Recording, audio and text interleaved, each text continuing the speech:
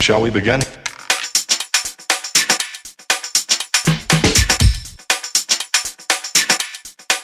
Let's begin now. Hey, what's going on, guys? So, just put together my shopping list. First day of going vegan, giving this a legitimate shot to see how it's going to go, how I'm going to combat, the concerns that I have, and just to see if this is something that is doable and that is actually a healthier choice. I've been skeptical about it for the past 2 years, but I've been putting in a lot of thought to it. And just over the past couple days, I've been thinking even more about, why I'm actually doing this and why I want to give it, that legitimate chance to sort of figure out how to make this work and if it's something that I'm going to kind of do long term. And, the more that I think about it, the more that I realize that it's like a lot of the concerns that I've had or the reasons why I haven't wanted to do it is kind of ignorant. A lot of it is just because it's like I'm been sticking to a certain mindset or a certain kind of path or way of thinking for quite a while when it comes to strength training, when it comes to diet, when it comes to all of these things. And when you kind of seclude yourself to listening to certain people or having a specific type of role models, you start to take on their bias and you start to kind of take on the cognitive anchoring that they have.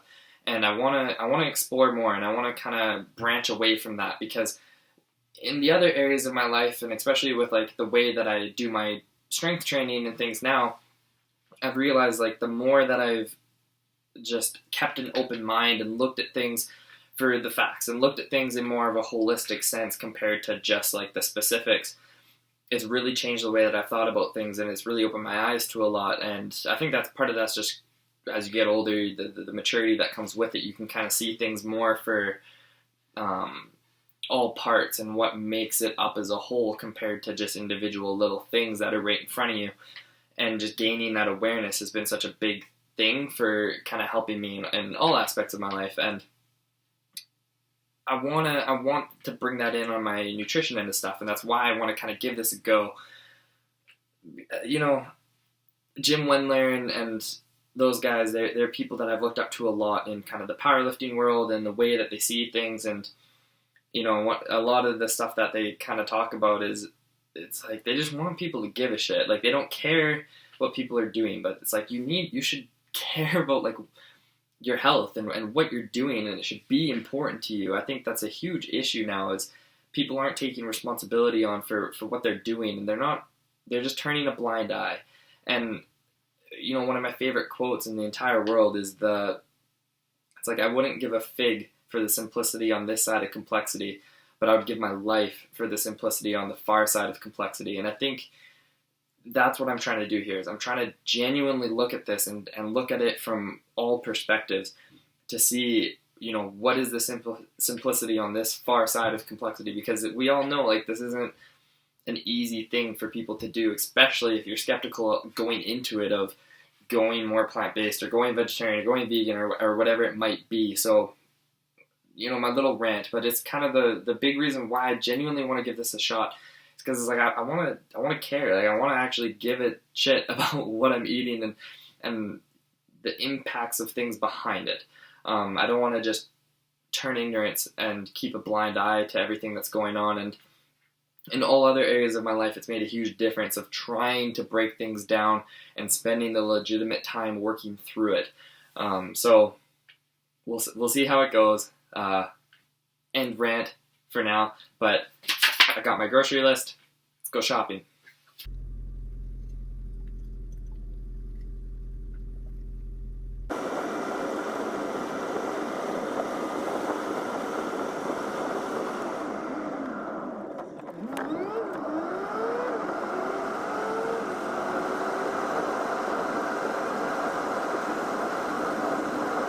So I spent $83, which actually isn't too bad. It's about the same as what I normally spend on an average week.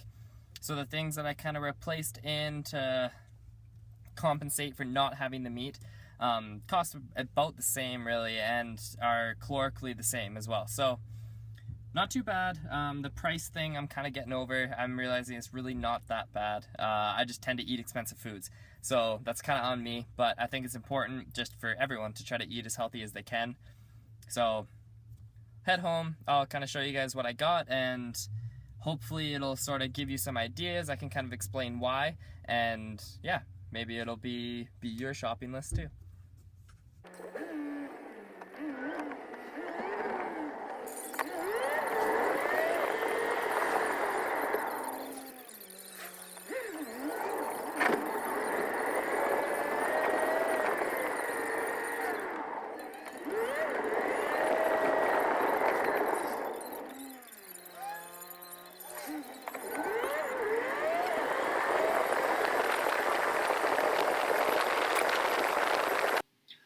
And we're back. So, did my grocery haul. It really wasn't much different than what I already do. The only things I was really taking in that are no longer kind of a part of it would have been I was getting whole milk, and that would be part of my smoothies and sometimes part of my protein shake, and then butter that was going in my coffee, and sometimes a little bit of meat. But I really already wasn't eating much meat. I would have maybe a little bit each day, but even some days I wouldn't have much, if any. The biggest time that would come in was I'm currently student life, living at home, so my stepmom usually makes us dinner, and she would make meals that have meat in it, so I'd usually have some with that. But other than that, it really wasn't much in that in general. And then sometimes cheese, because I'm a huge nacho fan. So I would basically make nachos usually once a week and put a bunch of cheese on there. So I'm going to have to find a way of working around that, because I'm going to miss me and my nachos. But yeah, for the most part, it's really not a whole lot different than what I would normally get. Right, kind of what I'm eating right now is my usual salad. Basically, I take all of the veggies that I buy. I got my radishes, I got my red onion, I got cucumber, I got spinach, I got peppers, I got broccoli, and then upstairs I have celery, and basically I just take whatever's looking good at the grocery store, whatever's in season, I just dice it all up, put them into containers, and then basically have one of these every day. Put a little bit of olive oil on it, a little bit of balsamic vinegar, and that's one of my meals. Usually I add, I got pumpkin seeds and sunflower seeds, and normally I'll add those to it, and at the same time I'll have a grapefruit and some sort of cashews, almonds, something of the sort. There's a specific reason for that. I want to take in my nuts and seeds that have higher iron content when I'm having this because of the vitamin C that's in it. So the vitamin C that's in the grapefruit, the vitamin C that's in the broccoli, etc., that's going to help me absorb the iron that's in the nuts and seeds. Because one of the issues that comes along with the vegan and vegetarian diets is that the iron that's in plant foods isn't as bioavailable as the iron that comes from meat. So we have to work a little bit extra hard to absorb it, and we don't always absorb as much as we would normally if we're eating meat. That's why the iron content is recommended to be higher if you're eating a vegetarian or vegan diet. One of the ways to help increase the bioavailability of the iron that's in the plant-based foods is if you take in vitamin C with it or simultaneously. So that's the reason why these foods are getting paired the way that they are. That's one of the ways that I'm going to try to combat kind of the iron deficiency aspect of a vegan or vegetarian diet. Taking the vitamin C when I'm taking in the things that are high in iron. Now, the other time that my veggies come in is when I make my post-workout shake. That's when I'm going to put in kind of extra greens in with that, and Omar sent a link to this guy, I can't remember the name now, Simnet Nutrition, I think, on YouTube. Really cool page, and he has a lot of stuff on there and a lot of good ideas. He's a vegan athlete, so I really appreciate him pointing that guy out to me. It was really cool watching some of his videos. I checked out quite a few things that aren't as in-depth as I would like them to be, but overall, a really good channel, a really good page. He puts a lot of kind of breaking down his nutrition and the daily requirements that he's meeting, that he's not meeting. So that's pretty cool. I appreciate that, and I appreciate kind of seeing that kind of stuff, because I never heard of him. I didn't didn't really know about him and what he was doing. So that was really cool. I'll put a link kind of in the comments of that guy. So check him out. Awesome channel there. Now, the other things that kind of I don't normally have that I kind of added in would be like the cashews. Normally I would just get almonds, a bit cheaper, but this time I got almonds and cashews. So the cashews are one of the things that I'm trying to combat because one, they're high calorie, two, they're one of the higher iron nuts. So that's one of the reasons why I wanted to get those, since I'm not getting kind of the meat. Another thing that I kind of added in that I don't normally get is I got flax seeds on top of getting chia seeds.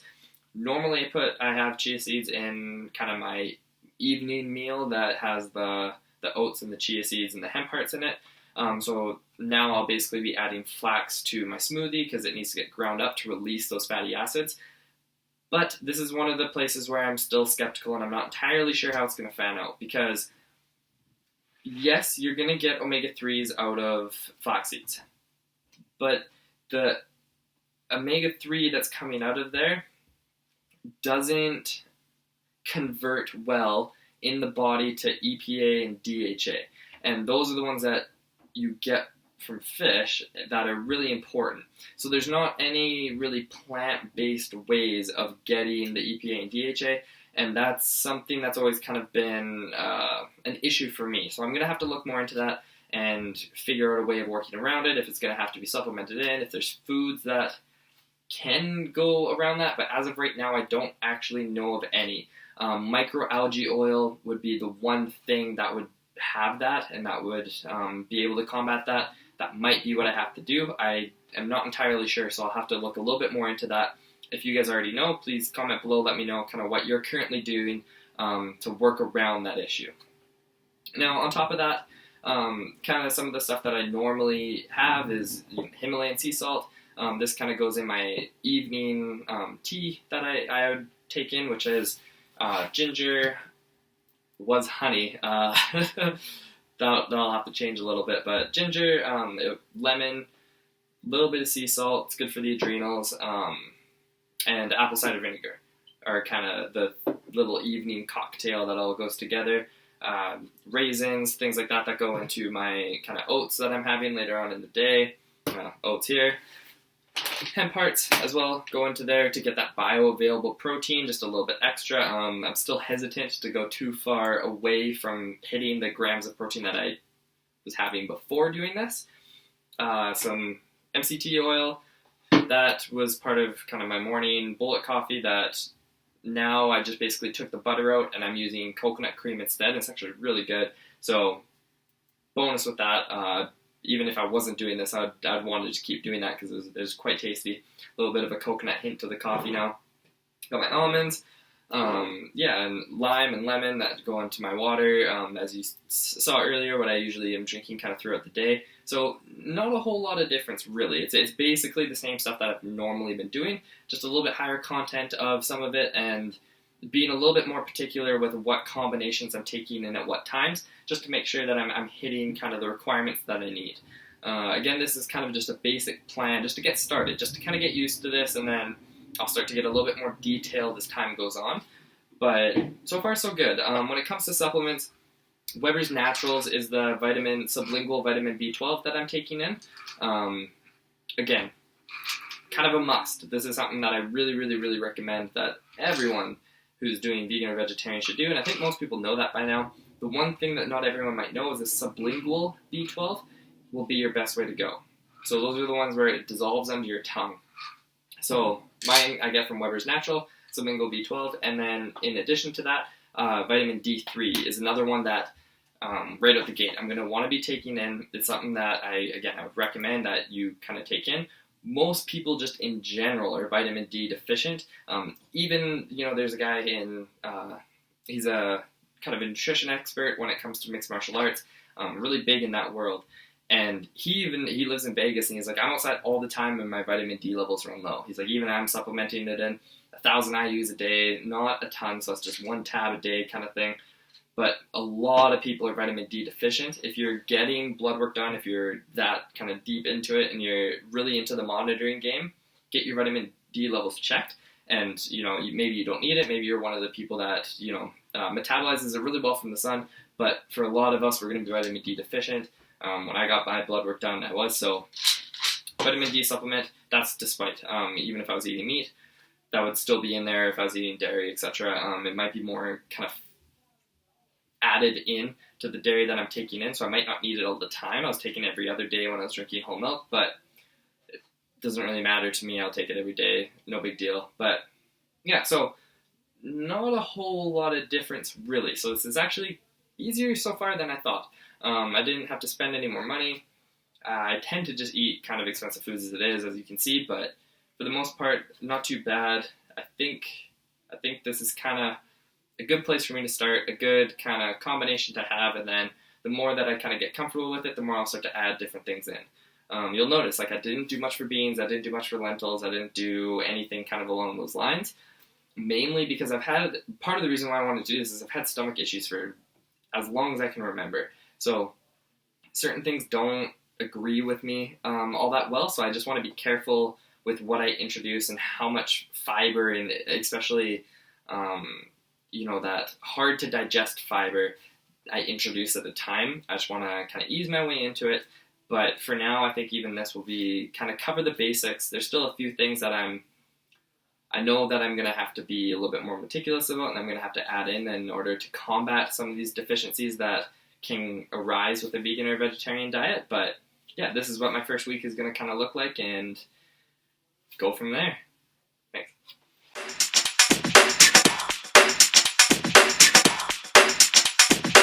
Oh, for sure.